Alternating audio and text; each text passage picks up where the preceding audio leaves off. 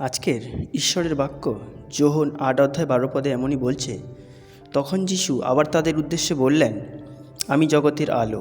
যে ব্যক্তি আমার অনুসরণ করে সে অন্ধকারে চলিবে না, কিন্তু জীবনের আলো পাইবে।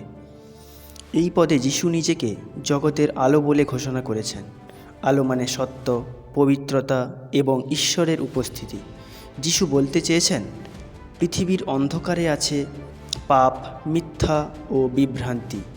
যিনি যিশুর পথে চলেন তার জীবন আর অন্ধকারে থাকে না, কারণ যিশু পথ দেখান, সত্য শেখান এবং চিরন্তন জীবনের আলো দেন।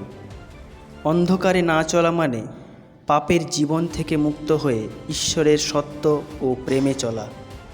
এর মূল ভাব এই যে যিশু শুধু আমাদের পথ আলোকিত করেন তাই নয়, তিনিই সেই পথ।